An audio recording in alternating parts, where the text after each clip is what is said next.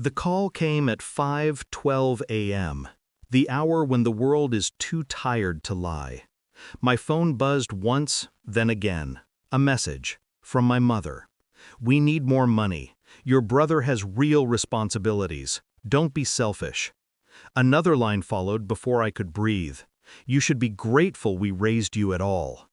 I stared at the glowing screen, the words soaking into me like poison. The room felt colder, quieter, as if the walls themselves were waiting for my reaction. I didn't have one, not at first. Instead, I sat in the half-dark, listening to my own heartbeat, steady and slow. That was always the warning sign, when I went silent, when everything inside me shifted from emotion to calculation. Another message appeared. "Stop acting like a burden. Send what we asked." That word, burden. It hung in the air, sharp and familiar. I'd heard it before, in my childhood, in the years when they needed someone to blame, but never chose the golden son, the brother who promised greatness yet returned nothing but excuses. My parents were still living in the apartment I paid for, eating food I funded, sleeping under a roof I'd knocked myself bloody to earn, and yet they sent this. At dawn, I closed the messages, and the silence inside me hardened into something final, something cold.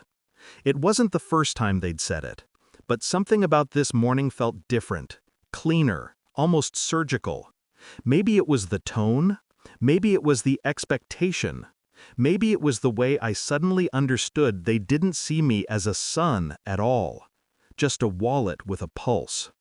I replayed the past months in fragments, my mother's casual remarks, my father's sighs whenever I hesitated to send more, my brother's smug voice in the background of their calls. That constant comparison, "He's better, he deserves more, you owe us." Oh, as though my existence had been a debt. They never asked how I was doing, never wondered if I was drowning silently under my own responsibilities. The money was all that mattered, and the moment I slowed down, even slightly, they sharpened their tongues. I remembered last winter, when my father told me they were embarrassed to mention me to neighbors because my job wasn't as respectable as my brother's fantasies. I remembered the day they asked me to apologize for causing stress by paying their utility bills late, bills I hadn't known existed until the final notices showed up. I remembered my mother thanking my brother for the groceries I bought. The signs had always been there. I'd just been trained to ignore them, but not anymore. Their messages that morning weren't a plea. They were a demand, a command. And commands only work on people still willing to kneel. I felt something inside me click into place, an internal lock finally sliding shut. Not anger, not pain, clarity. And clarity is dangerous. I didn't respond. Silence makes people reveal themselves faster than questions ever could. Within an hour, my father sent a voice note, his tone clipped, rehearsed, already irritated. Then my mother called, twice. Then my brother, pretending to be concerned, asking why I was making things difficult. It was almost amusing. They weren't worried about me. They were worried about the money slowing to a stop. I began documenting everything. Screenshots, bank transfers, rental agreements, the lease with only my name on it. Cold, emotionless facts.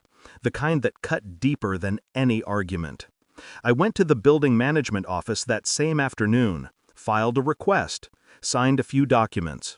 The clerk looked at me with mild surprise, then nodding approval. Everything was simple, clean, legal. It always had been. I walked out feeling lighter than I had in years. That night, I ignored every call, every message, every guilt-laced paragraph they sent demanding explanations. I learned something important about people when you cut off emotional oxygen. They gasp, flail, expose their real faces. By morning, the concern had collapsed into insults. Ungrateful, pathetic. Your brother is the real son. I read every word, Not to hurt myself, to remember, to catalog, to confirm what I already knew. There was nothing left to save. The decision didn't hurt, it just settled, calmly, like a final puzzle piece pushed into place. 2 days later, I arrived at the apartment they lived in. My apartment. The place I paid for while they praised the son who never lifted a finger. I knocked once, then entered. They looked startled, mid-argument, mid-expectation, mid-blame. My father opened his mouth to speak, but I raised a hand. I didn't yell, didn't tremble, didn't explain. I simply placed the envelope on the table. The eviction notice sat inside, signed, stamped, legally sealed. My mother's face drained of color as she unfolded it. My father's voice cracked first. You wouldn't do this!" But I already had. "I gave you everything," I said quietly. "You called it a burden." No accusations, no theatrics, just truth laid bare. And truth is crueler than rage. My mother tried to bargain. My father tried to shame me. My brother tried calling during the chaos, no doubt ready to rescue his reputation rather than them. None of it mattered. The more they spoke, the clearer it became. We'd never been a family. I'd just been the convenient sacrifice. And sacrifices don't last forever. When they finally realized I wasn't bending, something inside them cracked. I watched the shift, the moment entitlement turned to fear. It was almost quiet, almost peaceful. I stood there long enough to watch understanding settle into their bones. Not anger, not accountability. Just the dread of losing benefits they believed were guaranteed. When my mother whispered, "Where will we go?" it wasn't a plea.